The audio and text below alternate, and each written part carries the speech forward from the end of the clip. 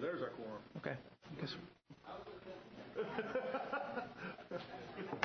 Boom. I'm going to call this meeting of the Northwest Independent School District to order. Let the record show that a quorum of board members is present. This meeting has been duly called, and that the notice of meeting has been posted in accordance with the Texas Open Meetings Act, Texas Government Code 551. We will now adjourn into executive session.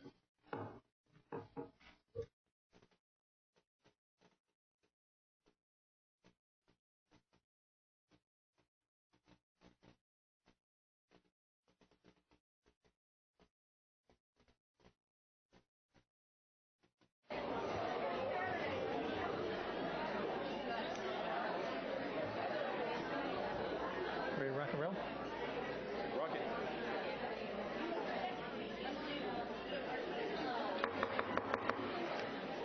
Good evening. Wow, what a crowd. Good to see everybody here tonight. We are going to reconvene our regular meeting. If you would, please rise for the invocation and pledge. Dr. Warren.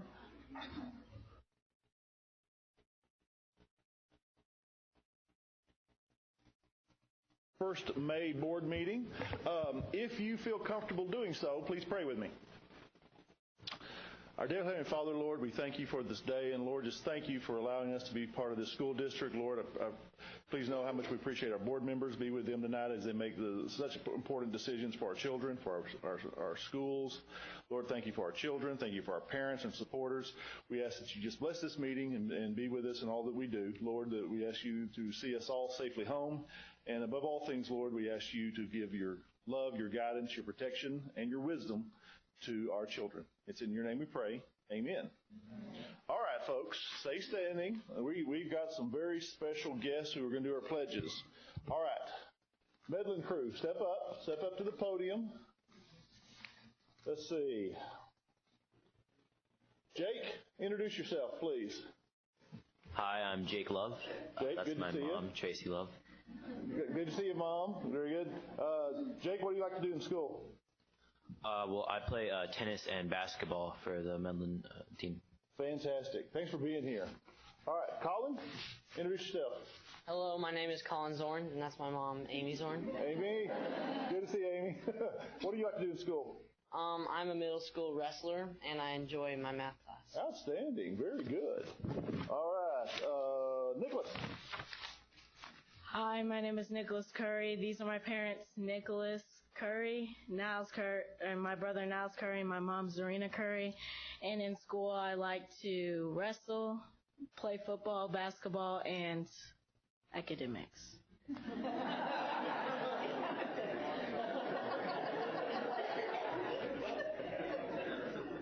Thank you, Nicholas. All right, Karen. Okay. Hi, I'm Karen Joe, and that's my dad, Oidong Joe.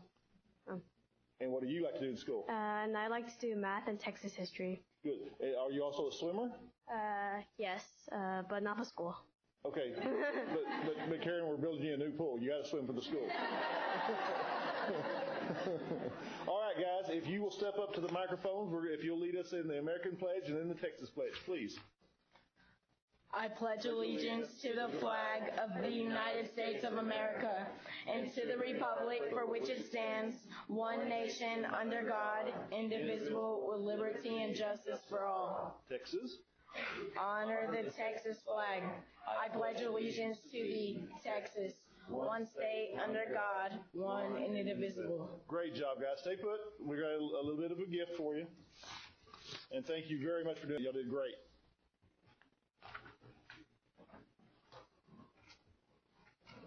And you may be seated. Thank you.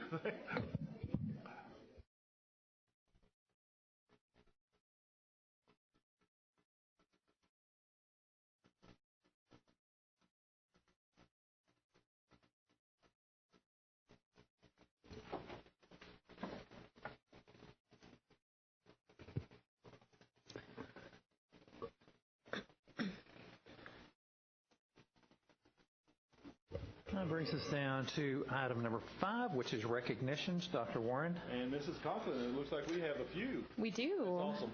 I'm going to ask a few of you to come to the front. So Dr. Warren and President Schluter, if you can make your way to the front. I also like to ask Dr. Thornell, Dr. Alexander, if she's here with us, Mrs. Farber, Dr. Ron Myers is our principal of Byron Nelson High School, and if there's any other administration team from Byron to the front. And tonight we're recognizing our Byron Nelson High School counseling team. So as I call your name, please come to the front. We have our lead counselor, Paige Smith, and then counselors Jennifer Martinez, Lee Berry, Megan Thomas, Monique Chavez, Natalie Edelman, and Shannon Nobles. The American School Counselor Association has designated the Byron Nelson High School Counseling Program as a national recognized ASCA model program. The RAMP designation recognizes schools that are committed to delivering a comprehensive, data-driven school counseling program and an exemplary educational environment. Their program is assessed in 12 different areas of expertise and involves an extensive evaluation of program goals, action plans, results, a Closing the Gaps report, and a dozen narratives. In the past 5 years, only 2 Texas schools have received this designation, and it's the highest honor a counseling program can receive. These designations are valid for 5 years, and the counseling team will be honored in July in California at the annual conference.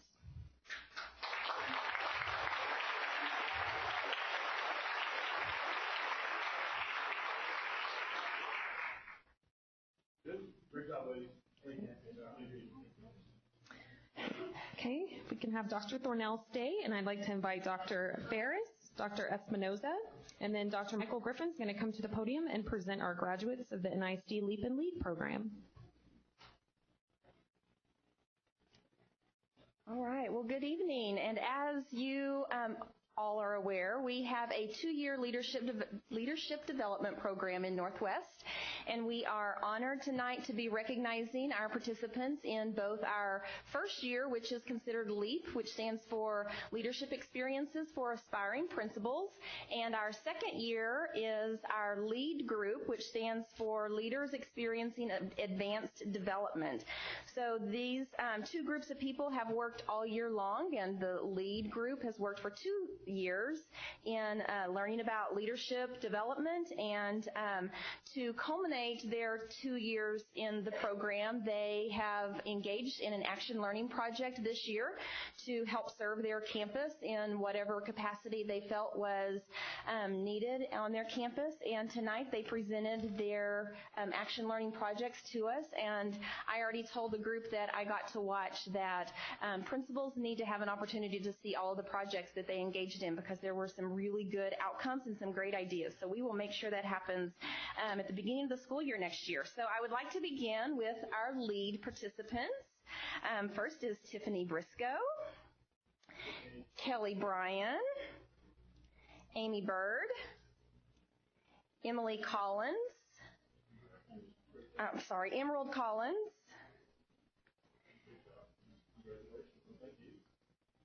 Cody Cox, Megan Davis, Victoria Fields, Ashley Kaler, Marcy Leaf, Charla Rue, Meredith Shirley, and Leah Kinnick. So these are our folks that have participated in 2 years.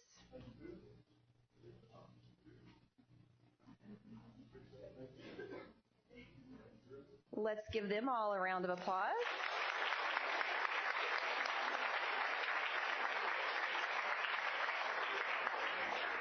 Don't put them behind each other.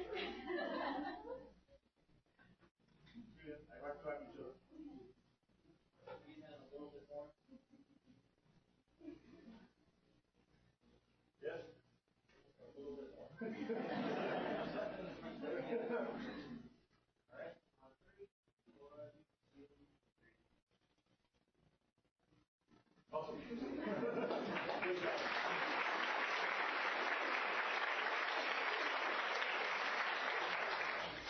And our LEAP participants who have finished year 1 are Catherine Baker, Kenneth Bauer, Elizabeth Bingham, Trixie Brownlee, Christina Clark, Kenny Dwyer, Mark Goggins, Felicia Hall, Nancy Kruger, Jeremy Martin, Lindsay McCowan, Megan Nash, Melissa Quisenberry, Nick Renteria, Kirby Riedel, Renata Schlotzhauer, Kimberly Stein, Robbie Terrell, and Nicole Young.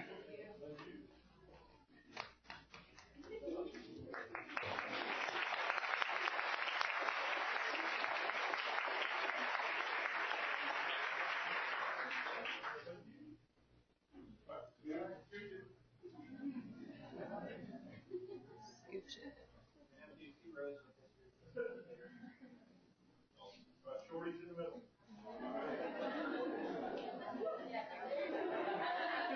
You know who you are.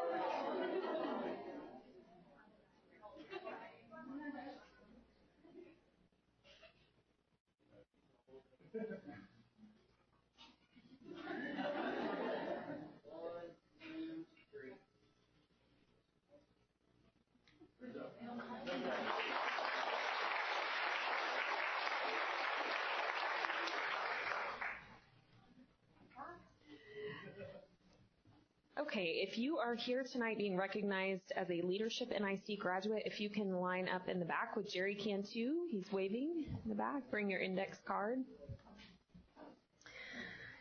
Okay, I'd like to invite Mr. Adam Fine, Mrs. Kara Carter, Ms. Carla Reisman, and Mr. Jason Sanders to the front.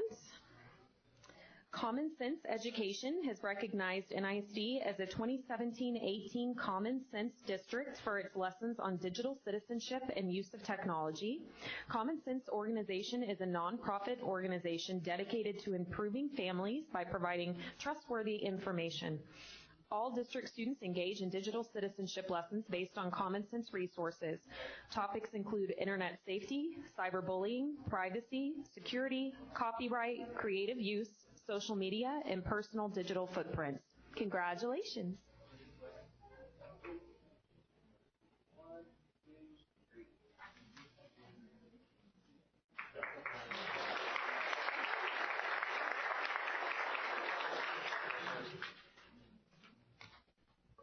Okay, and then tonight we're also recognizing emerging leaders in our school community.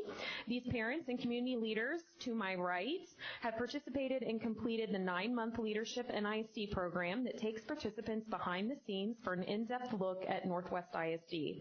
The Leadership NIC program was created 12 years ago, and monthly sessions focused on specific areas of district operations and departments to allow participants to engage in a year-long dialogue with NISD. It is our privilege this evening to present the Leadership NISD class of 2018. Each participant will receive a lapel pin designed to signify, goodness, I can't speak this morning, excellence in leadership. And it's evening. It's not morning. It's been a long day. As I call your name, please come forward. Emily Bendarski, Tova Brown-Robertson, Robin Collins, Michael Garassi, Stephen Janis, Angela Justice. Oh, sorry. Kelty Lancy, Michelle Lunday, Amanda Merritt, Susan Newton, Deanna Roskop, Tracy Scourfield, Danielle Stanley, Jackie Stotts, Sarah Thomas, Crystal Thompson, and Audrey Womack.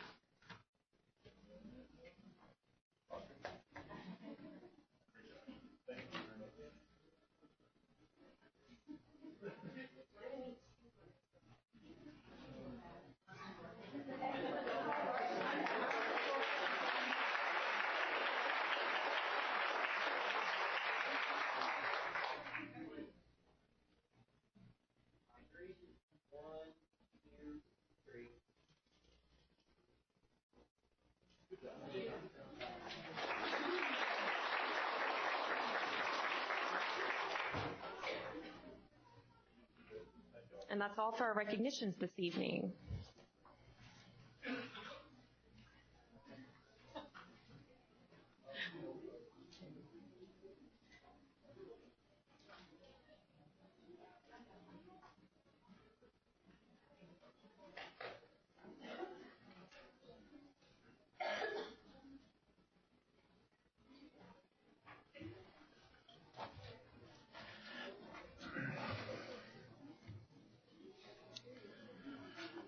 Before we move to the next agenda item, as everybody exits the room, I would like to recognize a former board member that's here and longtime resident of Northwest Society, Roger Thompson, back there. Just wave your hand, Roger. Good to have you with us tonight. Appreciate you, buddy. I'm not my dad. You don't have to call me that, Roger. That brings us to item number 6, which is public participation, and we have one, and that's Mayor Bob Golan. So happy to have him with us tonight, but I'm going to move that to item 8B and let you talk at that time if that's fine. So moving now to item number 7, which is consent agenda. Board members, you've had a chance to look at that. What is your pleasure? Mr. Schluter, I move to approve the consent agenda as submitted. Dr. Second. Dr. Simpson has made a motion to approve the consent agenda as submitted and seconded by Dr. Roush. All those in favor? Those opposed? 1, 2, 3. There's only 4 of us. 4-0. The 4 Braves. Moves us down to item number 8 under discussion action, and that is naming of the facilities, elementary school number 19. Dr. Warren. All right. Mrs. Conklin, you want to start us off, please? Yes, I would love to. So we are here tonight to bring forward a name for elementary school number 19. So you can see on the screen the criteria for naming. It does follow board policy CW local, and this is specifically for the buildings serving kindergarten through 8th grade. The district is grateful to have received donated property from the Thompson family, and this contract agreement was approved on April 11, 2016 by you board. So this was the review process. In doing so, our selection committee met to determine the name and the deed, and they are in compliance. We are grateful this evening to have members of the family here with us, and that is wonderful that they're here. A little bit about the namesake. We are bringing forward the name Lance Thompson for Lance Elementary. So Lance is the son of Roger Thompson, who's a former NISD school board member, as you mentioned before, and then the son of Charla Stockard, and he came from a family of educators. So it is our honor to bring forward this name for you this evening, Lance Thompson Elementary School. Good. Roger, do you have any other family members with you that you'd like to introduce tonight? I'm going to introduce my daughter. Please do. It's my daughter, Casey. Hi, Casey. My other daughter, Johnny. Hi. Hello, other daughter. Great. Board, this has been a long time in coming, and let me repeat what Emily said. We were very appreciative to the family for the donation of the land, and we are a district that is in constant search for land. I think the number one thing that both Roger and Charlotte need to know is we are absolutely honored. As an administration, we're absolutely honored to bring this recommendation to our Board of Trustees to make what's going to be our newest elementary school, Lance Thompson Elementary School. And Board, that is our recommendation. Mr. President, Ms. Kopp. I am honored to make a motion to name elementary number 19 Lance Thompson Elementary School as recommended by the administration. Second. A motion has been made by Ms. Kopp, seconded by Dr. Simpson for the motion as read. Is there any further discussion on this? I might add, if Roger, would you like to say anything to the board or the audience? Really? I've never seen you with an absence of words. Incredible. How long have you known? More than we both. I wanted to thank you very. My pleasure, Roger. So all those in favor? Those opposed? Motion carries 4-0.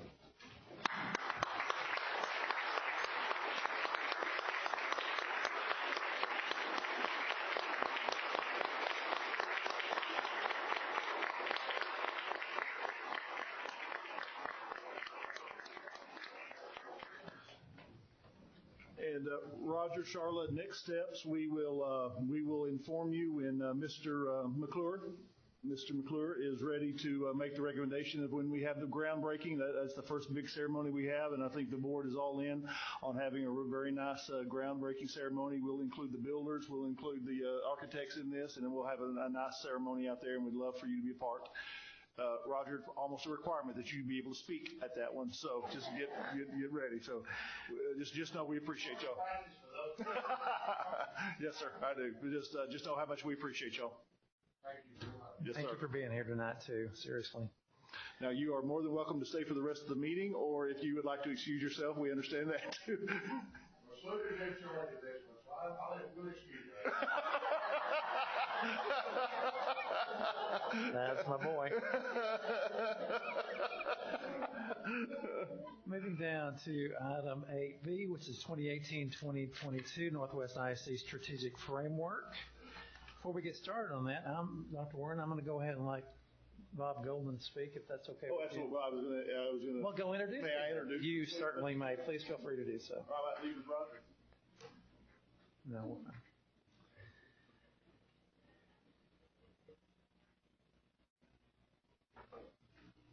All right, board. Yes? All right. We have been working very hard on the development of our next 4-year strategic framework. And I would like Mayor Golden to come up. Julie, if you'll come up. Logan, if you'll come up. We have 3 very special individuals who are just very example. Logan, come on. There you go.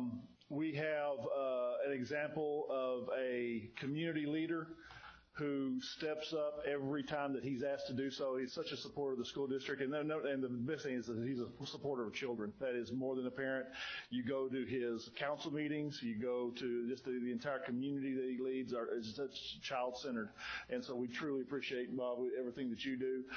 We have a example of a educator of excellence in Julie Henshaw. Julie is a former Teacher of the Year for the district, and she was a phenomenal voice on the committee. And then Logan Parham. Logan is an example of the students that we had during this endeavor. And Logan was a stud. I mean, he was absolutely.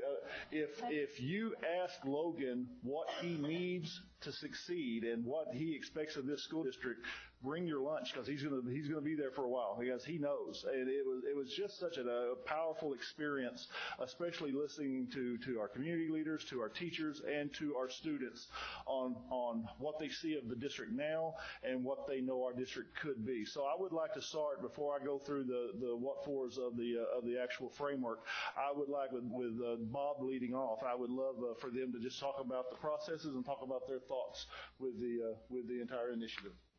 Thank you. Well, good evening, President Schluter, members of the board, Dr. Warren, and others present. As a representative of one of the communities in this school district, it was an honor and a privilege to be invited to participate in this process. It is my firm belief that one of the strongest attractions we have in our area, the Metroplex, and in fact our state, if not the country, is our outstanding school district. In this process itself, I wish I could say that I was an important contributor, but I always took away much more than I was able to put into the process. I was continually blown away by the professionalism, the passion, and the intensity of the NISD administrators, teachers, and most importantly, the students who assisted in this update. Staff also did an awesome job in preparation for each of the sessions and for the very difficult task of trying to manage this group of people. I can assure you that every sentence, every phrase, indeed every word that you're going to be discussing tonight was closely analyzed to ensure that the words mirror the intent of this board and the school district, and that is to provide the very best opportunity we can to our students to make them as successful as we can. I can assure you also that our work is not perfect, but it was our very best effort. I want to just thank you all for the opportunity to be a part of this team. I mentioned to Celine earlier this evening, every time I'd go home after one of these sessions, because typically I was a non-educator at a table full of educators, I went home with nothing but praise for the caliber of the individuals who I was able to work with. I think all of us would be blessed in our respective workplaces if we had that caliber, that passion again of individual, which Dr. Warren and the board has the pleasure of leading. I can't say enough about how impressed I am with the teachers and the administration and even studs like Josh here. It was an honor, and I, like I said, I took a lot more away than I was able to contribute. This was an awesome process, and I hope that the board takes it and makes some improvements to it as you see fit. But we spent a lot of time working on it, and I think we all enjoyed the time we spent. Thank you very much.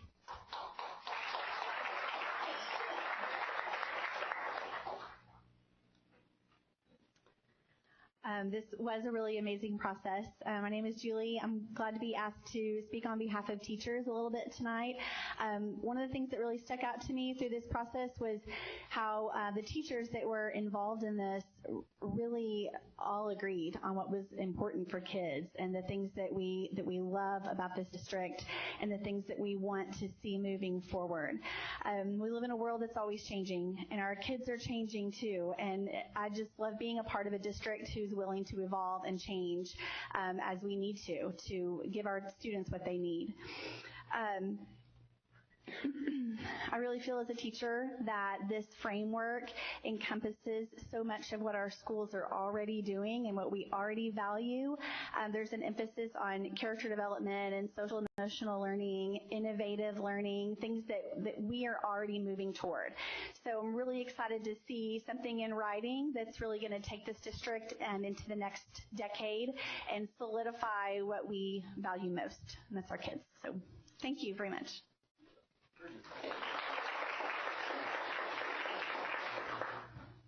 Hello, everybody. First off, I would like to thank everyone who invited me to be a part of the Strategic Summit, especially Dr. Warren, for believing my ability to contribute to the betterment of the school district. It's so great to learn an environment where the student's voice matters and where that student is able to make a difference in their community. I'm blessed to have been given the chance to capitalize on my opportunities, and I want to see more of this with my fellow classmates.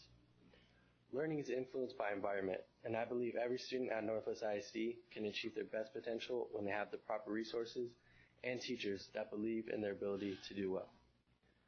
Learning goes far beyond what is contained in the textbook. Some of the best learning experiences are what happens between people, student to student or student to teacher. And I believe if we have these interactions as the focus of our education, I lost a note there. And I believe if we have these interactions as the focus of our education, there will be more students able to confidently navigate their future.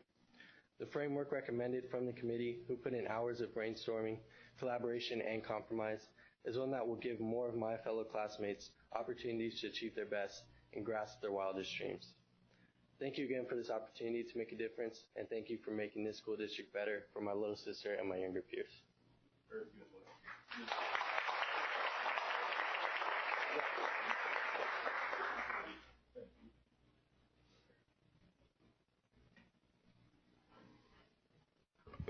All right, board, let me remind you, this is a discussion only item. You will not be asked to vote on this tonight. We're going to lay this out for you, and Dr. Thornell and Mrs. Scott will back me up and insert where they need to. And then we'll ask you to think about it, pray about it for the next couple of weeks, and then on the May the 29th, our final May board meeting, we'll ask you to approve the final version of this strategic framework. So let me just go through this. Of course, everything is based on policy, and we both have legal and local policy that this is based on of what we do and how we do this. And of course, the local policy that you have enacted is that we will review these things because these are the important things as we really see these goal-setting frameworks in place. Here's our history. Even as far back in 2000, a 5-year, 4-year, 4-year, we're going to call this a 4-year framework right now, but that's kind of up to us. Our demands for our children are changing. The bar is being set higher and higher. So we went into this saying that we were going to set a 4-year strategic framework, but we may come back in 3 years and say the things have changed, goals have changed. So we started the planning processes back last summer. We talked to you about it last December, and then we started making decisions and started meeting this semester. Here is the current plan. This is the last semester of our plan. Here's the flow chart that we use. It went from core beliefs, vision, mission, through operational goals, and we actually set targeted objectives in our old plan, which drove the district improvement plan, the priority goals, and then the action plans for both the campus and the department level. Here is how we are changing this. This is going to be the overriding framework for our district, but we're going to get very serious. And I think the last time I talked to you about this, you're going to drive this bus when it comes to really truly setting the goals for this, because the most important goals I have in my professional life are those priority goals you set for me every summer for the new school year. So the creation, 95 people got together, 90 to 95 people got together to work on those core beliefs, the vision, the mission, and the strategic goals. And then the importance of the yearly planning will be solely based on our team as we go through from your superintendent's priority objectives. The district improvement plan is going to be a huge component as we do year to year trying to fulfill the framework, which goes and supports our campus and our district plans and our district department plans. So here's our framework. We looked at our core beliefs, our mission, our core beliefs, vision, mission, and strategic goals. We had 85 plus participants. We met right at the beginning of March, a 2-day session, probably met for about 6 to 7 hours, both sessions, to come out with, and Dr. Denise Collier, we all know Denise, she did a really good job leading us through those planning sessions and those work sessions. We met with quite a few groups after Denise left, and she sent us back her feedback from that. We went to several different groups around the district, our district leadership team that we meet with several times during the school year. The Faculty Advisory Council, the group of 28 teachers from our campuses, and then our DEIC also provided feedback on that and really did a great job of really zeroing in on what we thought were the important part. And then our writing team came back, 25 participants who were from the original 85, came back for a 2-day work session. Dr. Thornell did a fantastic job facilitating those work sessions, those writing sessions. If you sum up this framework, if you have a word or a couple of words to really sum up the framework, you really need to think about that phrase, the whole child, because from the 12 to 14 hours that we worked on the original committee, the NISD concentrating on the whole child was heard loud and clear from our community members, from our parents, from our teachers, from our kids. The academic goals that we have, the academic aspirations that we have for our children are so important to drive them forward, but also concentrating on the social and emotional aspect of their lives, making sure they're both academically and socially and emotionally ready when they get ready to leave us. So that was a great conversation that we had that encompassed that whole child mentality. So we finalized the recommendation. We sent this back out to get through every summit participant. We did a superintendent cabinet review. We did the writing committee editing review, and then of course we got Dr. Collier in one more time to look at it and to make sure that what we were sending to you as a recommendation fit every level of those people who worked on that, and it came back to us that it very much captured everything that we talked about. So for your 2018 to 2022 Northwest ISD Academic Framework recommendation, there were your committee members. I'll be writing a letter to each and every one of them, just thanking them for what they did for us, and they did much.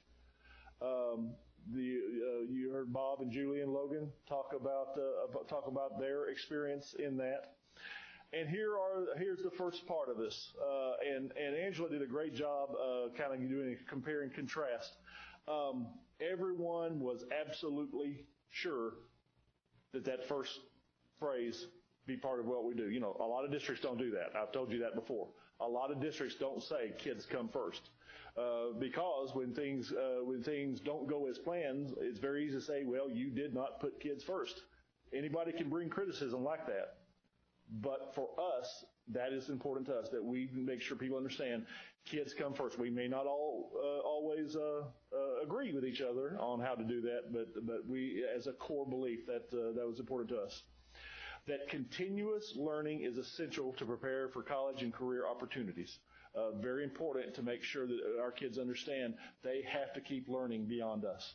Whether that means college career, they're going to get a position as soon as they leave us. The learning has to take place. They don't stop learning. You know, we're gonna have the honor of handing a lot of kids diplomas in the next 3 weeks, and they've got to understand that they've got to keep learning. So that continuous learning is very important. Success of each student is a shared responsibility of students, families, schools, and communities.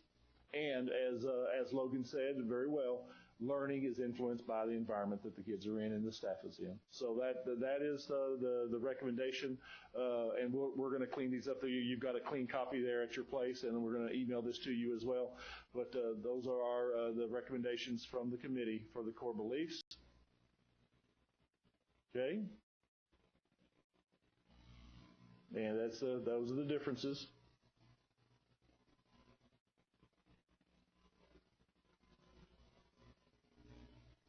And then for our vision, here's what we did have, and here's what it has turned into. Northwest ISD empowers learners and leaders to positively impact the world. Probably, what do you think, Bob? Most of the discussion, the first couple of writing sessions, were just about the vision, making sure that it was strong enough to really do the two most important words for us were really learners and leaders, that our vision is to make sure that every child be seen as a learner and a leader in our district. But also every adult that's associated with NISD is also a learner and a leader. So this encompasses everyone. So our vision is truly that. So old version, the recommended version for the 1822 plan. All right, our mission, and you see a lot of lines, a lot of wordsmithing went into our mission. And if you approve this, we're going to have to redo the lettering back there. So this has been the mission statement since 2014.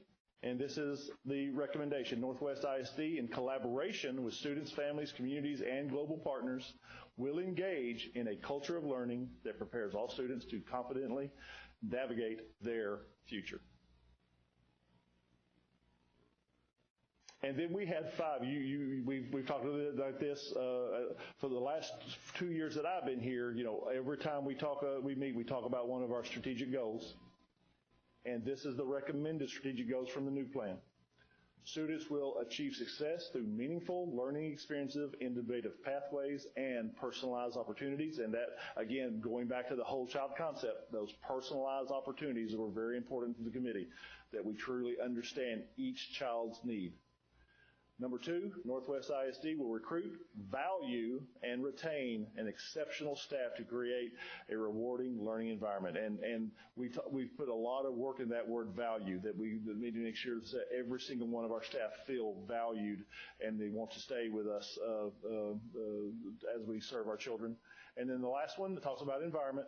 Northwest ISD will create and foster an environment where all stakeholders are engaged in the transformational work of the NISD family. We are not satisfied where we are. We are going to continue to transform ourselves, and it's going to take the whole village to be able to do that.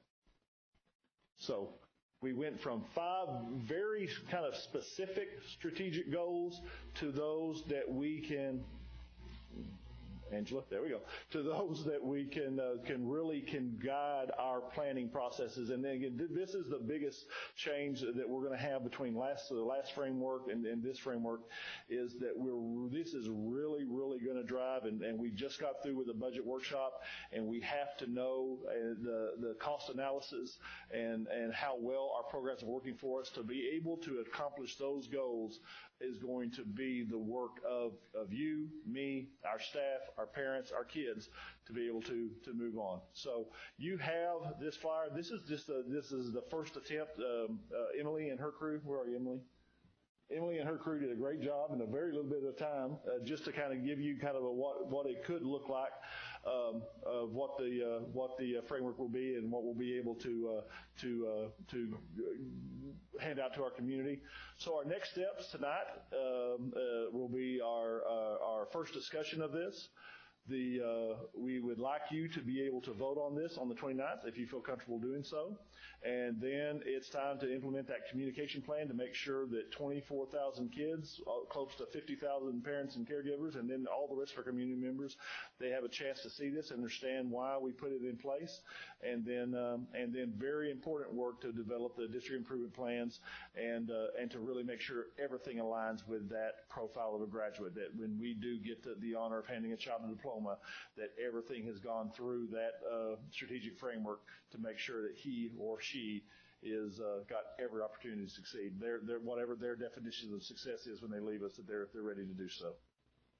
So I was very pleased with the entire process of through this, but it was probably one of the most positive processes I've ever gone through as an educator, and I really do appreciate all 85 folks who helped us out with this, and a lot of work into it. So talk to me about your questions. Rob is here. Angela is here. We have three very important members of our committee here. Any questions we can answer for you now, and then give us some guidance on what you would like me to do and us to do moving toward the 29th.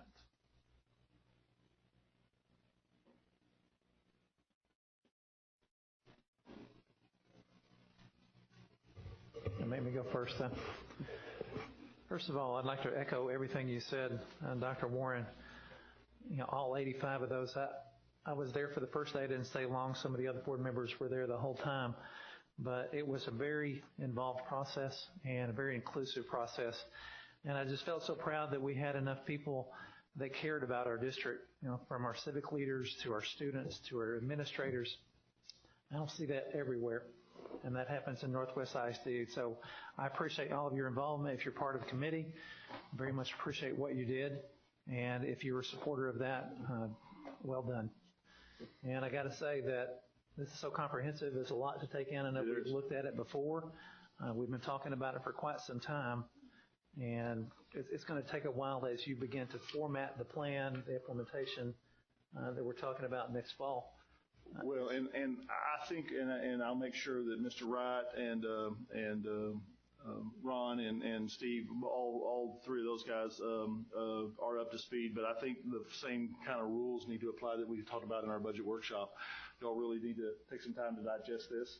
And then as we move toward that 29th, just submit any suggestions for revision, any suggestions for wordsmithing. The things that we talked about is just, and Ann and I had this conversation just the other day, is just making sure that what we're saying is absolutely centered on our children, and actually it says what we're really trying to do. Ann, did I say that right? Yes, and I do live by this. I mean, every one of those reports that we get, I look for the statements that go with the strategic plan.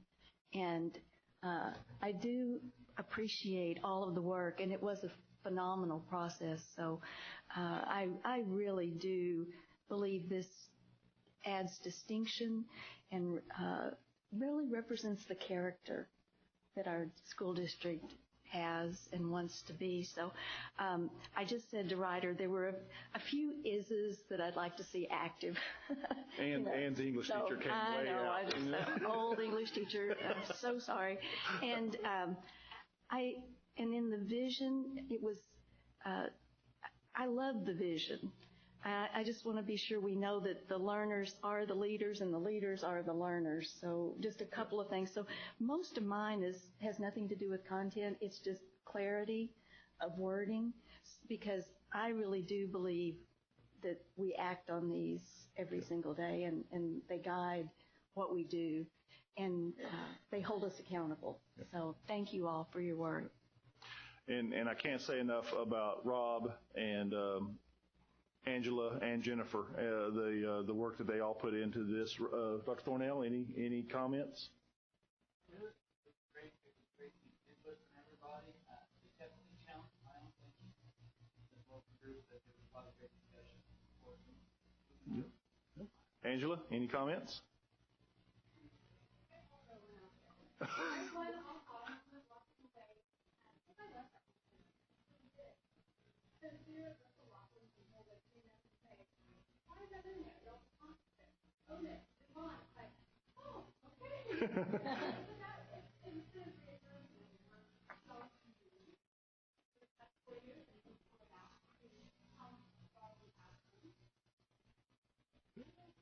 That's good.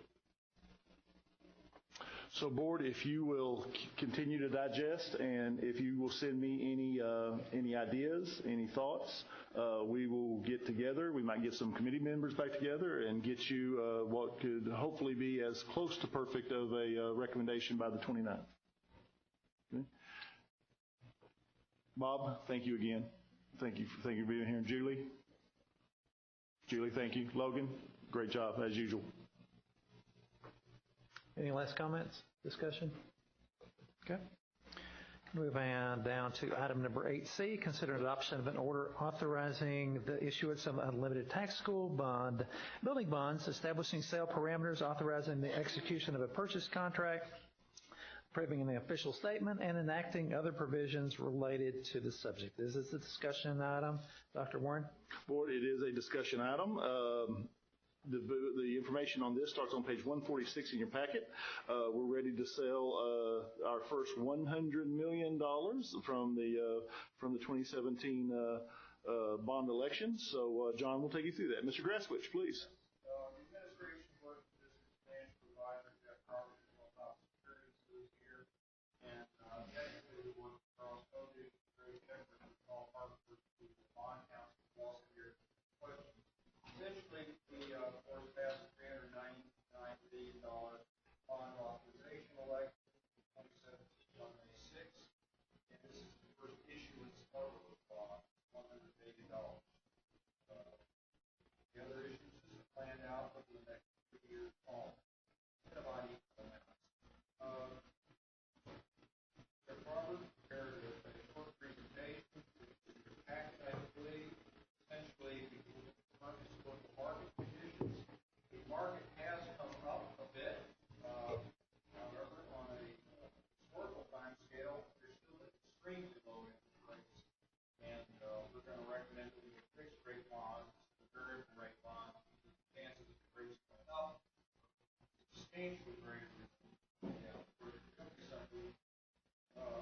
look at the issuance projection summary, which I showed you in the workshop. This shows that the bonds can be issued in 45-cent tax rate that we discussed with voters maintain. We have a slight use of debt service fund balance built into the forecast of $5 million. I'm not sure we're going to end up using all of that. We have over $20 million reserved in the debt service fund just for these purposes, so that we have plenty of excess capacity after that. We're going to go to the bond parameter order as we've done for the last 10 years. Essentially, we set the maximum principal amount, maximum interest rate, final maturity date, and the expiration of the authority. That is approved by the board. We cannot do anything that contravenes that.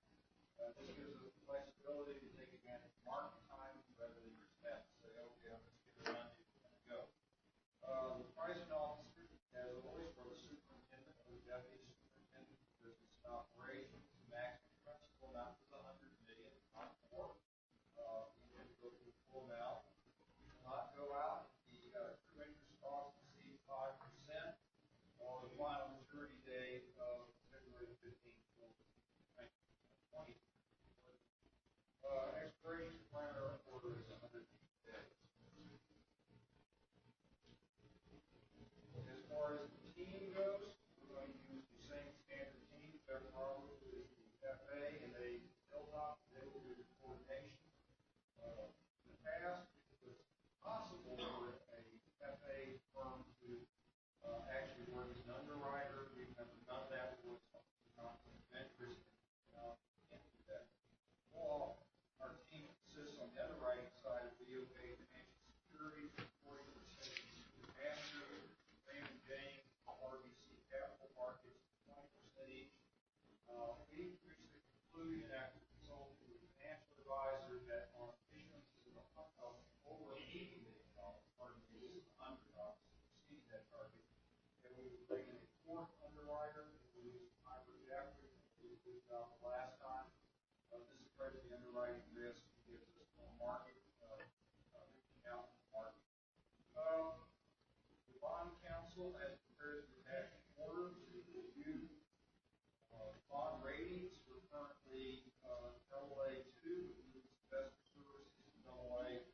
That's the underlying rating. These are very high ratings.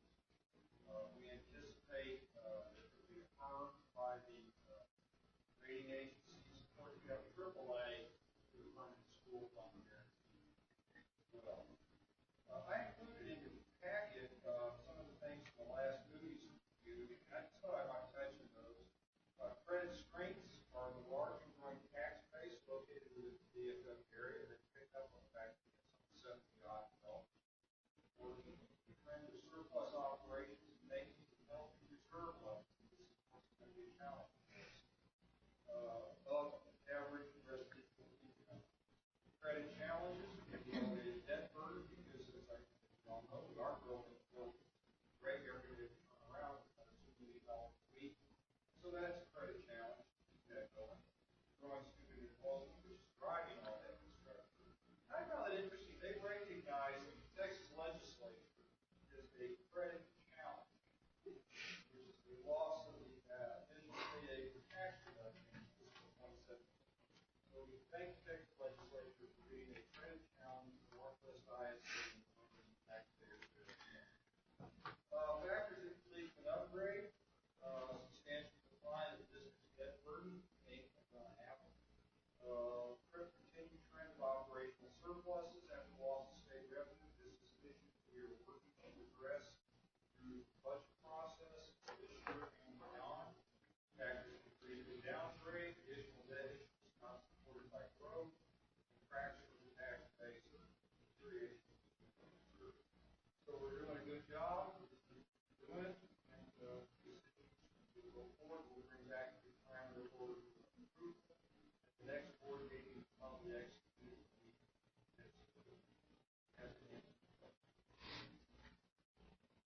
John, I have a question on the maximum true interest costs. You say that's 5%. What's the current rate? So I'm guessing that cap is not any. So if it surged tomorrow before we locked it in and it went over 5, would we just not issue those bonds? Okay. Yeah, it's something really strange that we have out in the market. That's quite frankly the reason we want to do a plan. This is something training cap that drives interest rates up around the world, and then we'll just hold off and we come back down.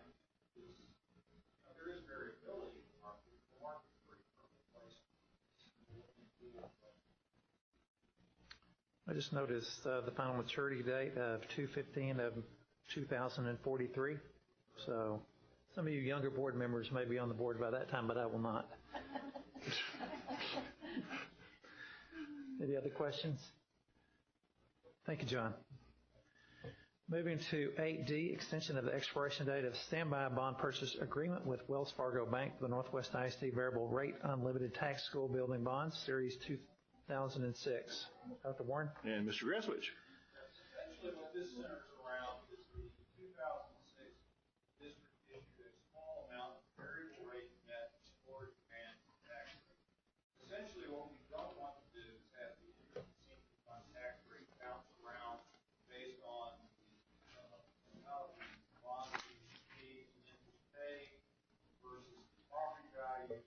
We'd like to hold the tax rate constant at 45 cents. And so the way we do that is it turns out our debt payments are higher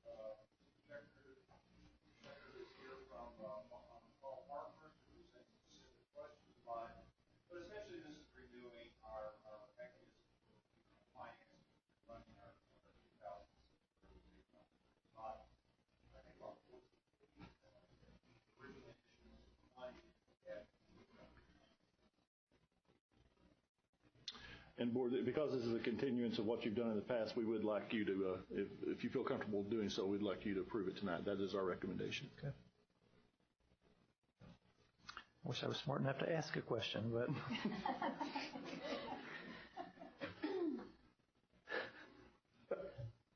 Okay. All right, Mr. Schluter. Dr. Simpson. I move to approve an order authorizing the execution and delivery of an extension to and amendment of the standby bond purchase agreement for the district's variable rate unlimited tax school building bonds, Series 2006, delegating authority to execute and deliver such extensions and amendment and enacting provisions related thereto as recommended by the administration, and authorize the superintendent or the deputy superintendent for business and operations to enter into contracts. Second.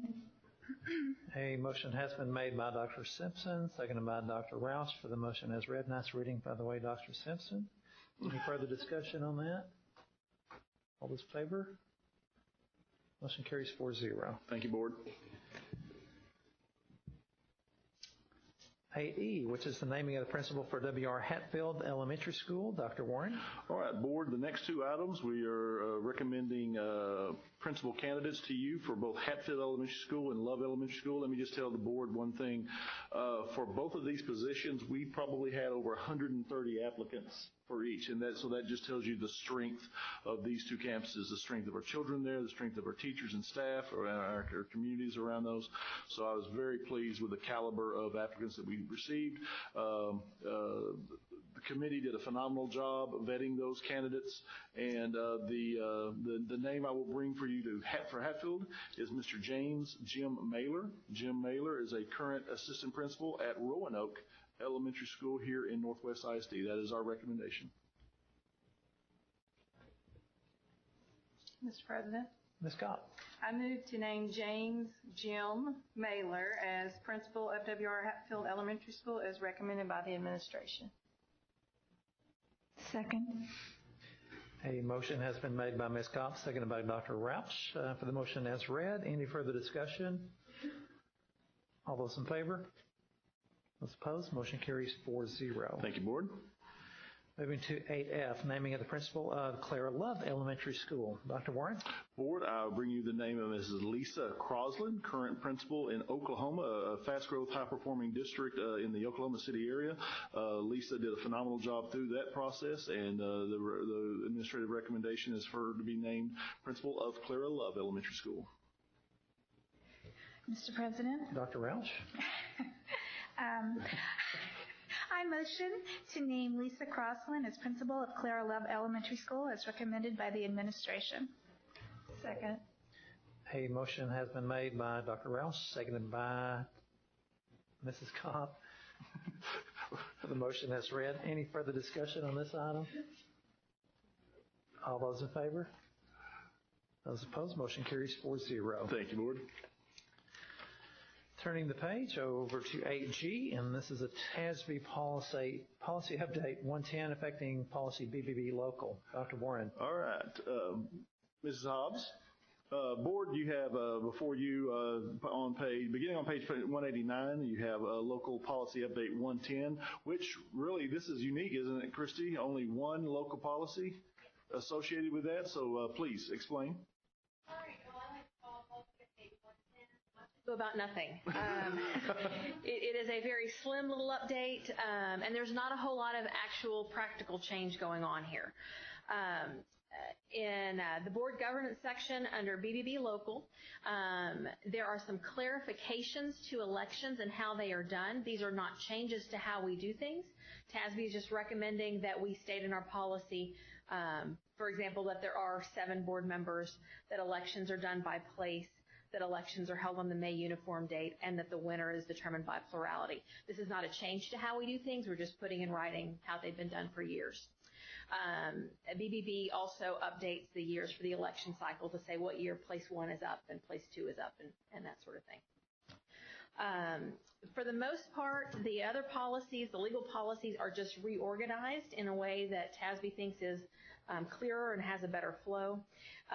There are a few changes in response to the 2017 legislative session.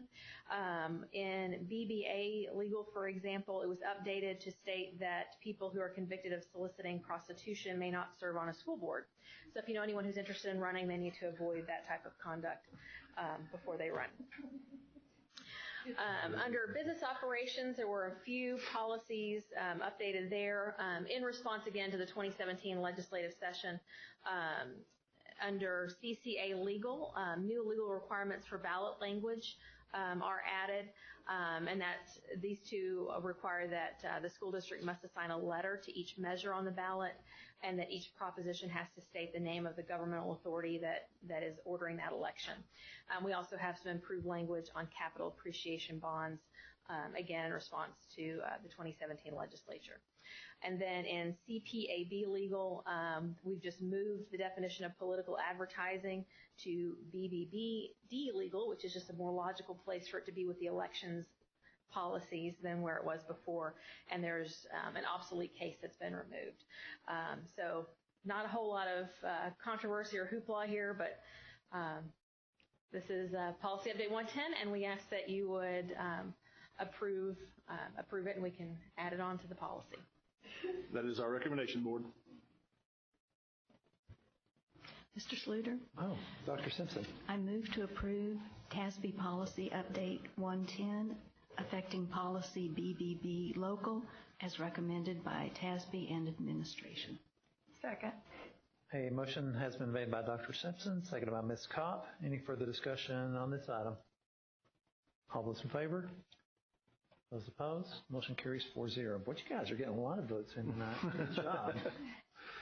Moving to 8H, 2018-2019 compensation plan. This is a discussion item. Dr. Warren. Madam Board, these next two, remember, are discussion items, and we will bring these back to you on the 29th for approval.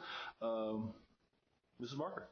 Thank you. Please. Dr. Warren, President Schluter, board members, thank you for having us this evening to discuss with you our compensation plan for the upcoming school year. As you know, compensation for our employees falls under Strategic Goal 2. It helps us to recruit them. It definitely helps us to retain them as well. So we do enjoy this time of year when we get to do these things. You're going to see some similar things that you saw in the budget workshop earlier this evening. This is the chart that we receive each year from the western part of the Metroplex surrounding districts. The highlighted is where we fall as Northwest ISD for our salaries within the different years ranges, just like we saw earlier this evening for starting teacher pay at $53,000 through 30 years. You can see kind of where we fall within our neighbors. This is some information that we monitor from TASB. We're able to get in there and really see a lot of good data surrounding districts. This is one sample we wanted to bring to you to show you how our district is doing with our compensation. This is our special education aide, paraprofessional, as we call them here in our districts. You can see that this is for schools in Region 11, which is our region. And the easiest thing for you to look at is the little chart on the bottom where it's blue and gray, where our average hourly wages for a paraprofessional in this position is $15.65 an hour, where our market median in Region 11 is $13.08. So right now we are still paying our paraprofessionals above the market rate for our surrounding districts. We did visit earlier this evening about the proposed salary increases. Each 0.5% would have a $662,205.07 impact on our budget. So there you can see what that would be for a budget impact from 0.5% to 3%. That's for all employees. This is our proposed teacher hiring schedule for the upcoming school year, where we would have starting teachers at $54,000. We would still retain that $2,000 stipend that teachers would receive if they have a master's degree. And then we would also include a 2% increase for any returning teachers to us off the midpoint, which comes out to $1,237 per teacher. Take a look at that. And our total budget impact, if we were proposing a 2% salary increase, would be $2,648,820.28. As Dr. Warren said, this is a discussion item, and if you have any questions, I'm happy to answer those. Does the, does the 2% include our paraprofessionals if we give a 2% raise? They Yes, ma'am. also on, okay. Yes, ma'am.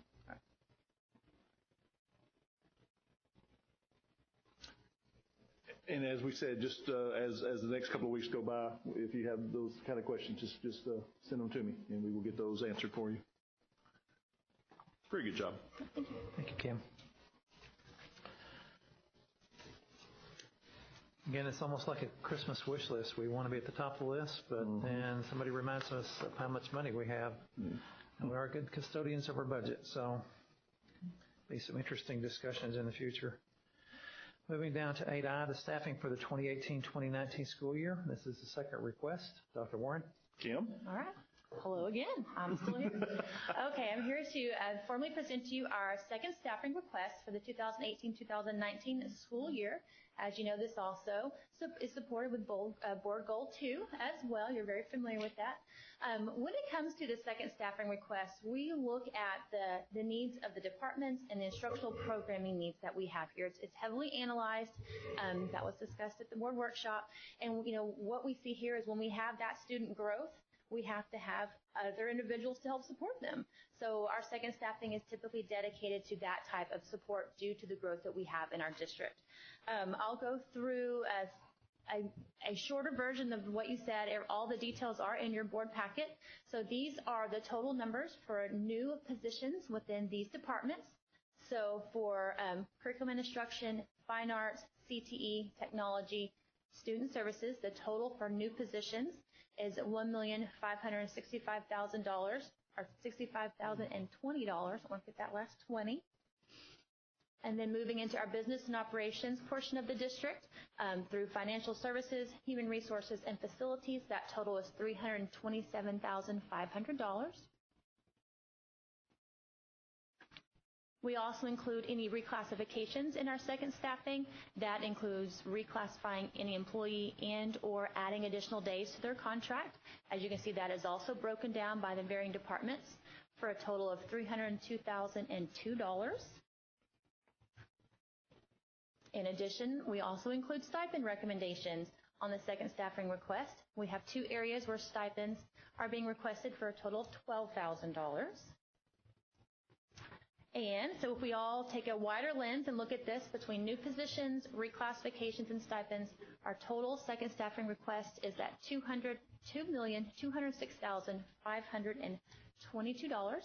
So this is also a discussion item as well, and I'm happy to answer any questions you may have.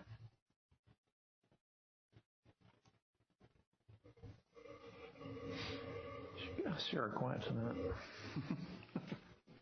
We did just have a budget workshop tonight where we discussed these a little more at length. So we have begun to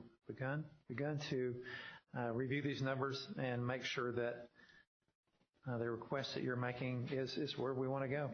I think we always want to strive for more, but again, because of our budget restrictions, we have to be more reasonable. So we know the staff has gone through these very carefully and reduced them as much as possible. So these are pretty much necessities for moving forward to next year. So if you have any questions, be sure and get back with Dr. Warren this week so we can talk and vote on it at the next meeting if it be your will. Thank you. Anything else? Thank you, Kim. Moving on to item number 9, reports. First is the CTE performance review and rebranding. And then Dr. Warren, and will we be here for a while? Actually, I don't think so. Just kidding. You know you're my favorite presenter tonight. We let Mr. McClure coach Mrs. Bradwell up as. I'm just kidding, it's Lynn. We're gonna row it together. Perfect. So Lynn, Take it away? Testify, please. Absolutely. Before I do, and this is not part of my time, so before I do. No, wait a minute. You have plenty of time. You got me. Thank you. So I do want to take a moment to recognize some very special people who, what you see here tonight in this presentation would not be possible without their work. And when I say their work, I mean the volunteer work that they have done above and beyond their job duties. They have stepped up and put in hundreds of hours of man time over the last 13 months to get to where we're at today. And so if you'll indulge me for a second, and this team, as I call you, you'll stand up, and there's a few that can be here tonight, but Stacy Fanning, she's our career specialist for CTE. Jeremy Raw, our facilitator for Creative Media Productions Academy, new name. Jake Braworski, our CTE teacher at Byron Nelson. Kelly Broughton, CTE teacher at Eaton High School. Monica Valenta, facilitator for biomedical at Byron Nelson. Casey Helmick, STEM Academy facilitator at Northwest. Bobby Morris, director of college and career readiness. And Jennifer Beacon, our interim program and marketing guru for our group. And this team, along with Tanya Roman, who is a counselor at Chisholm Trail, Jenna Denning, a technology teacher at Chisholm Trail, Paige Smith, a counselor at Byron Nelson, and Katie Berry, an instructional technologist for our district, have all worked for 13 months continually to get to this. So this doesn't happen without what they've done. So thank you. Everybody except for Jeremy, we're glad you're here. Come on anytime, Jeremy. It's okay. My team's used to it. So to start off with, I just wanted to give you some facts and figures about the program and what we offer here. Currently, 5,500 students in Northwest ISD take career and technical education. They occupy 7,000 seats daily. When we discussed the money that was generated from students and the additional funding, that comes from how many seats they occupy, not necessarily individual students. We have 2,603 middle school students that are currently taking 3 different courses in career and technical education, and we're adding an additional one next year in our feeder portion of STEM and Gateway to Technology. 8 career academies and 19 different career pathways that are offered for our students, many of which are replicated at the 3 comprehensive high schools as well as Skill Accelerated High School. The program, when we set out to go through this 13-month journey to get this beginning, we did not have it really nailed down for what does a 4-year program look like. For many years, we have been marketing our career academies, which was wonderful, but unfortunately, people didn't know that pathways existed, or they didn't realize that there was a 4-year program of study for our students. All of these programs have now been designed with a post-secondary mindset, and they're focused on preparing our students to be work-ready in our area. In order to do that, there were a lot of strategic changes that needed to happen. I wanted to open with this quote because it is the truest thing for us when we think about our students. It is an inescapable fact that our society is based on work. Those who are not equipped with the knowledge and skills necessary to get and keep good jobs are denied full social inclusion and tend to drop out of the mainstream culture, polity, and economy. Our students here will live locally but can compete globally. We do want to build a work-ready community. There are more than 50,000 jobs that lie within the Alliance corridor. What are we doing to ensure that our students have a competitive advantage to get those jobs here and around the world? When we sat down and decided to go through this rebranding and restructure, we had to look at all of college and career readiness. Because across the country, people are being told that a 4-year degree is enough. And unfortunately, that's no longer true. A 4-year degree may just be a milestone to get where you need to go. But if you're not skilled, credentialed, and ready, a 4-year degree is simply a piece of paper. We need to ensure that our programs offer all of our students an opportunity. So under college and career readiness, we have advanced placement and dual credit because we believe robust academics matters. Adult and community ed, because the service doesn't stop with a cell. Just because they've graduated us doesn't mean we don't have an obligation to educate our community and to continue that education. career and technical education at its highest level where our students become truly work ready. All of this feeds into a program that we are now launching to help our students and our parents, our communities, legislators, and stakeholders become more aware about what a post-secondary readiness opportunity means. T2M4, technical 2-year, military 4-year. We do not care which option you choose. There is no preference. There's no one better than the other. Whatever is best suited for the student, their career path, and what they need in order to have a competitive advantage, the first step to choosing post-secondary is choosing the right post-secondary. No one's better than the other. So we want to have that conversation. In order to do that, we needed to ensure that our programs are offering what's best for our students. Skilled, credentialed, and ready is a portion that we are working through our trademark right now because we want to show that your education just got real. We want our students to be able to walk into an employer's office and in 60 seconds say, I carry these skills, I hold these credentials, and I'm ready to do this work. We want our students to have that competitive advantage all across the world. When we are working with other CTE programs across the country, and we do, I need to know what they're training their students on as well, so that if their students happen to land in Northwest ISD, that we're able to compete. Over the last 12 months, we've also implemented a self-assessment to get high-quality CTE.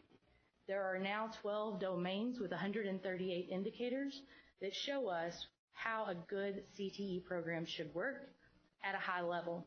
So this team worked and put together a self-evaluation tool that will help guide and direct our professional learning over the next 12 months, and so that we can constantly assess how each one of our programs, all 27 opportunities that are offered, how well they fare across the country. Work-ready industry certifications. Those lead to family-supporting, livable wage jobs. In this state right now, we graduate over 315,000 students. Unfortunately, after 6 years, less than 200,000 of them actually have a work-ready certification or post-secondary credential. We need to ensure that whatever we put in our pipeline, that we are preparing our students to get there. That poses one of our challenges that we must come up against. It is very difficult, even in today's financial standards, to be able to put in a robust, full-structured program. When you're dealing with recapture and a current market value and a 30-year-old funding model, it is difficult to do what we seek to do. In addition, strong pathways and content huddles. We built Byron Nelson High School and then Eaton High School. Unfortunately, career and technical education was not actually streamlined in a managed instruction system. We had 9 healthcare providers and 9 healthcare providers in health sciences that thought there were 9 different ways to teach health science. And now we're having to streamline that. We're having to utilize subject matter experts. We're having to ensure that our staff actually carries the credentials that they're training their students on. Because when you actually go out to hire somebody in the industry, it is much easier for them to make more money in an industry than it is for them to come into the educational field. So it's difficult to staff some of these things. We're trying to leverage some of our opportunities with digital technology and such. And then finally, of course, the post-secondary opportunities. You can start the T2M4 model in high school, but that also goes back to building a strong program. When we went through the rebranding process, one of the things that we ran up against is the fact that we had over-marketed our academies. We had 8 different logos for all of the academies, nothing that tied to career and technical education, and parents who had a misconception that academies were not career and technical education. And so now, in order to bring that umbrella back together, we've rebranded in a way that ensures that everyone understands that we are preparing our students with robust academics, and we are preparing them with technical skills in all of our academy programs, and ensuring that we get more of the right students in the right programs for the right reasons. The fact of the matter is the right student is not one who has a label placed on them, an IEP, a 504, an AP, any of those things. The right student is one who has a passion for what they want to do. They see the light at the end of the tunnel, and they'll do whatever it takes to get there, and we want to do that. We also want to keep the individuality. So we made sure that each one of our academies has additional branding that they're able to bring to the table so that our students can identify with the academies and have a competitive advantage. Recently, one of our students, Tiffany Saba, she was granted a full ride. You met Logan earlier as well. He's a biomedical student. They were granted full rides to Southern Methodist University in the biomedical science programs. Well, part of that, Tiffany attributes to her e-portfolio work and the things that she could show that she could do in the Biomedical Academy. So we didn't need a logo to do it. We just needed to continue to make sure that quality and excellence happen. In order to have a better conversation with our students, we have implemented career trees. You will see these across campuses. They're moving to the elementary schools and the middle schools right now in print. All of our high schools have these installed. Some of them are 6 foot by 4 foot if they had room in their classroom. We wanted to ensure that our students became goal setters. Our students now can take a leaf, write their name on it, and choose one of the areas that they want to be in on that career tree. So let me explain the areas a little bit. It's kind of confusing sometimes how we have some misconceptions. Entry-level careers are those careers our students are now available and they're actually able to compete for once they complete a high school program. We only have 12 on here because obviously there's not enough room on the tree for all the careers, but it at least starts the conversation and it has our students researching about what the careers are. Next, with a little bit more education, or possibly while they're in high school, they can complete a program that unlocks the second level of the tree, which are the technical careers. Those careers that require an apprenticeship, a 2-year degree, an associate's degree, or a certification. And then finally, with a little bit more work and a little bit more education, you can unlock the top of the career tree, and you can have a professional career. And we see that many of our students are choosing different areas of the career based on lifestyles and how much money they'll make or what they're after. And the fact of the matter is now we can have a more open dialogue and conversation about the different careers and hopefully show our students researching all of these is important. This is not a one and done. This is an ongoing conversation weekly in the classrooms, revisiting the career tree continuously, also making sure that all of our curriculum comes back to the career tree, not just choosing a college. One of the things that I think is most important here is nowhere on the career tree, wherever you land, is it indicative of how much money you'll make. The fact of the matter is in our society and currently right now, the electrician can make more than the electrical engineer. They are at different levels of the career tree based on their experience, work, and skills. In order to have a more robust conversation, all of our students complete root worksheets. This is where they really start asking stronger questions. What kind of academics do I need to have? Now all of a sudden math and science matter if you're after a career and a goal. It's not just a class you're taking. Now you need to start pulling things out of that, having deeper conversations about why this geometry class is important. Then when we talk about experiences, our students need to have experiences. They need to be immersed in internships, mentorships, opportunities. As well, they need to be developing professional skills, how to shake a man's hand, how to look him in the eye, be on time, have time management. We want all of our programs to make sure that our students have the professional skills in order to compete. And then we want to help them develop that passion. We want our students to get to a career they actually want to do. We want to ensure that they're not one of the many Americans that go through and get a college degree. Actually, there's 34% of the young men and women who are graduating right now who don't believe that their college education is going to get them the job that they want. We don't want that. In order to have a strong career and technical education program, there are 5 domains that we have to focus on in the next 12 months and ongoing. But this is definitely part of our work, and after the self-assessment where we need to lie strategically. These are also some of our challenges. Parent education. We need to ensure that our parents understand all of the different options, that we're academically advising them as well as their students, that we're helping facilitate dinner table conversations that help guide our students. Next, our industry partners. They can no longer be on the sidelines asking for us to send them graduates. They need to be active participants in the work that we're doing, strong advisory boards, helping us gain opportunities, and more importantly, understanding that it's not just the money that we seek. The fact of the matter is their time is more important. I need their internships, their mentorships, and opportunities for our students to excel.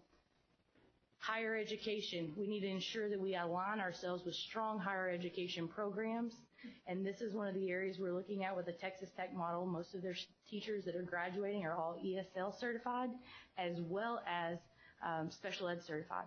So we're seeking strong, high quality CTE pipelines. and also letting them know what we need in a strong CTE teacher and other areas as well. Solution providers. I don't believe in vendors, nor does my team. We believe that when we're partnered with someone else and we are actually purchasing a product with them, they are a solution provider. They need to understand our strategic goals and our plans and what we're after. I spend a majority of my time in my job actually negotiating contracts and trying to figure out what's best for our team and our students. And then finally, the community. When we go through and live in 14 different communities in 3 counties across these 234 square miles, do we understand that we are building a system of schools, or school system, and not a system of schools? We want to ensure that we're bringing equity to all opportunities, whether you're on the west side of the district or the east side of the district, the north or the south, what is best for all children. In order to have a better conversation with our parents, we have created these radio buttons, and this also helps our students and our counselors. This is in our course selection guides, and we're starting to use these as indicators. If you're in the red or yellow area, then you're in the learning about work phase. So you're in career awareness or exploration. The classes that you're taking, that's what it's geared towards. Once you get a little bit further along in your program, you can move to the career preparation phase. That means you're learning through work. You're doing some of those existential work opportunities. Maybe you're in a job shadow or you're working with a client. And then finally, if you're learning for work, you're possibly in one of our career prep internship programs, and you're actually doing some of the work that we're going to see replicated. You're building skills and certificates that are going to be part of your portfolio work. And to start our facilitation of conversation with our parents, we had about 200 parents and students that showed up this last Saturday for T2M4, our College Con opportunity. And I'm not really hip and cool, so I didn't understand all the superhero thing, but the team loved it, and it was great, and kids loved it. It spoke to 6th graders. But we had wonderful opportunities for parents and students to ask questions about what's next. What do I need to prepare for high school? How do I transition to this? And to then help our parents prepare. Because see, by the time it's a junior in high school, it's too late. And so we're really focused on those middle school and 5th grade to 8th grade areas, and we're going to reshift our focus in our parent education. This is my favorite slide of anything that we'll see tonight, and I credit Stacy Fanning for a lot of this work. She has single-handedly taken on our internship program and made sure that we had everything that we needed for our students. She has academically advised and met with every one of those students, worked with every teacher that's overseeing a practicum. That first number shows that we had 201 full intern completions. We had some other internship opportunities throughout the year, but these were 201 all year long internships with 72,000 hours that were achieved and 314 certificates. But the best number on there for me is 11. That number 11 is those students that were in internships changed to full-time employment with benefits and tuition reimbursement. There's a young man at Northwest High School who is now working for UPS. He's a shift leader. They've also decided to hold on to him, and they've given him a nice salary, and they're going to pay all of us tuition to get his aircraft maintenance and power plant, and he can work on UPS planes, and he has a career, and he's a senior in high school, and he's ready to go. In addition, 128 students generated over $500,000 in average income earned. That's putting back into our local economy young men and women who are helping support their families. We think this is extremely important. And the last numbers you see on there are Linda. We've got an online platform for our students to learn technical skills that don't require them to actually sit in a classroom to do it. They can do it at home or from any time, anywhere learning. And these are professional videos and professional certifications by professionals. And the fact that there were 1,623 certification courses completed is pretty impressive to me. I'll leave you with this. The ultimate relevance of education is when it empowers people to do work in the world rather than retreat from it. We know that there is $1.7 trillion of student loan debt in this country. 11.5% of it is in 90 days default. 3,000 Americans are defaulting on their loans every day. 44.2 million Americans are carrying student loan debt. If our students need to get student loans, we want them to go with passion and purpose so they complete it and then they give back to society. I'm here for any questions you might have. I just want to comment how wonderful it is that we offer all this for our kids. And I like the fact that you're going to the fifth of middle schools and getting them ready to make a decision, but let's say they choose a pathway or academy, they get halfway through it and they realize it's not something they want to do. Yes, How do you handle that? And so we've actually changed a lot of our programs because we don't want it to be a one choice and done. We understand that when students are making choices, and I hear a lot of parents say, I can't choose for the rest of my life. They don't even know what they want to eat tomorrow. Absolutely. And so what we're asking for is a choice right now. We're asking you to choose and set a goal.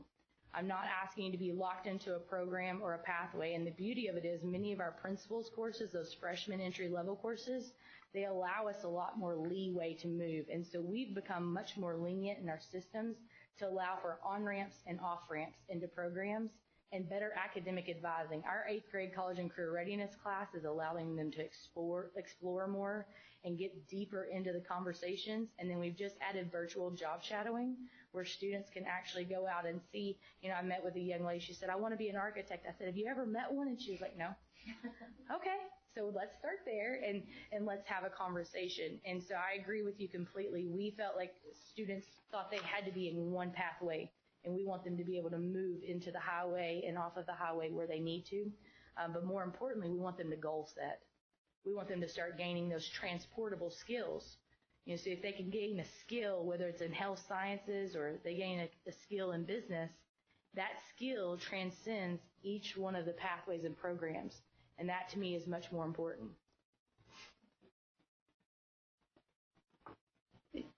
It's really impressive and it's very inviting, and it seems like it's really inviting the student to think about all the possibilities.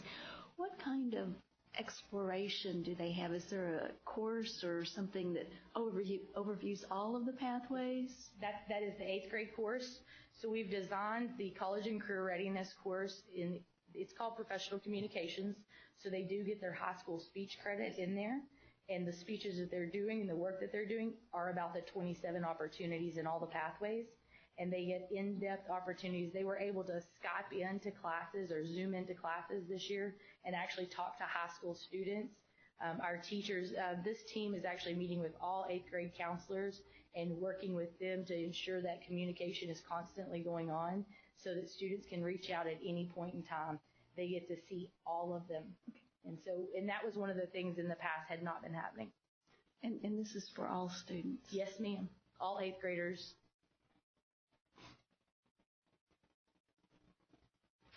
I would be remiss to say the work and the types of things that are happening, the facilitation to get to high quality CTE, it does not happen without this team.